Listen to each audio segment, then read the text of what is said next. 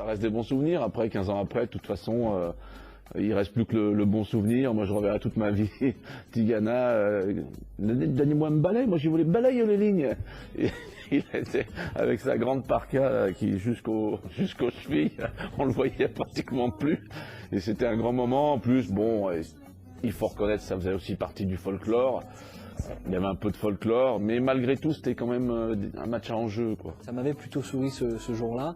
Et puis, j'avais pas eu l'occasion réellement de jouer très souvent sous la neige, donc c'était pour moi une bonne occasion. 8 janvier 95, le froid et la neige s'invitent au programme de la 22e journée de première division. En déplacement à Metz pour un match capital, l'Olympique Lyonnais joue gros. La veille, déjà, les conditions climatiques font débat. Les premières interrogations fusent, mais le match, lui, est bel et bien maintenu. Pourtant, au coup d'envoi, la pelouse de Saint-Symphorien est gelée. L'arbitre du match, M. Harel, décide cependant de lancer le match. Et la neige réussit vraisemblablement bien aux Lyonnais. L'OL commence bien le match, donc Amoros marque. Le plus beau but de sa carrière, pratiquement.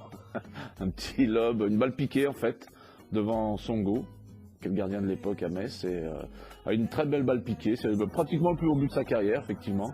Et l'un de ses seuls en première division. Et puis Maurice marque juste derrière.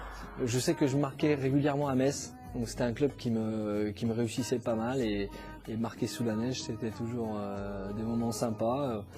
Voilà, c'est un match en tous les cas qui reste dans ma mémoire forcément. 2-0, le succès est en très bonne voie, mais la neige aussi. Au fil de la rencontre, celle-ci s'accélère. Et là, alors c'est très marrant parce que les spectateurs de Saint-Symphorien crient reportez, reportez, reportez. Ça n'arrête pas.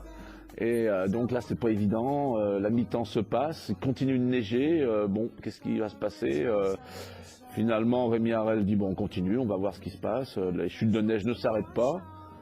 Gaillot marque, donc ça fait 2-1. Et là, déjà le public moins chaud pour crier reporter, évidemment, parce que Metz c'est un peu relancé. Et là-dessus, à un moment donné, sur une touche, je sais pas, l'arbitre se trompe et il ne voit plus les lignes de touche. Et là, effectivement, il y a un souci et donc il demande à ce que les lignes soient déblayées.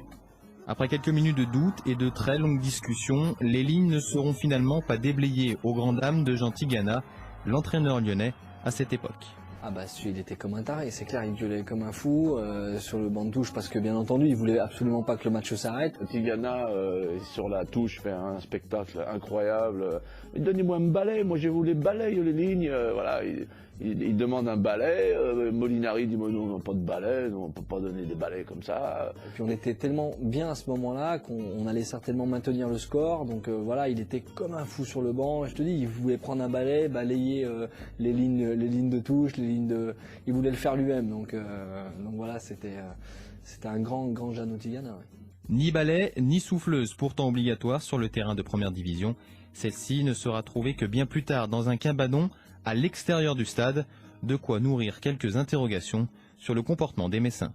Oui, je pense qu'il y a eu un coup d'esbrouf. Ils étaient en train de perdre le match. De toute façon, ils n'allaient pas forcément revenir, même si Gaillot avait marqué. Ils n'étaient pas très bien ce soir-là. Lyon avait très bien débuté, était bien en place, très déterminé. On est dégoûté parce que le match s'arrête et qu'on mène au score et que, comme je te disais, on était pas loin de Nantes à ce moment-là et que peut-être ça bascule, mais voilà, on était très énervés. Ah bah les joueurs étaient dégoûtés. Sassus, je me rappelle, avait parlé de milieu pourri.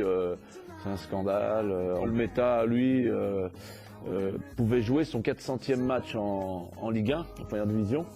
Donc il dit mais je vais le jouer quand ce fichu match, etc. Il avait tout prévu. Bon, Amoros on lui avait annulé le plus beau but de sa carrière. Donc on aurait préféré peut-être ne pas le jouer. Comme ça, on n'aurait pas pensé pouvoir le gagner à ce moment-là et derrière le rejouer avec un autre état d'esprit. Tigana était plutôt, disons, fou furieux quand il avait su qu'effectivement, non seulement on ne lui avait pas donné un balai, mais il y avait une souffleuse pour s'occuper des lignes. Enfin bon, c'était un peu le bazar, oui. Finalement, le match sera reporté et joué bien plus tard. Pourtant, la Ligue décide au départ d'entériner le résultat et donne la victoire à l'OL. Mais après plusieurs appels du FC Metz et de longues semaines de contestation, le Conseil fédéral annule cette décision.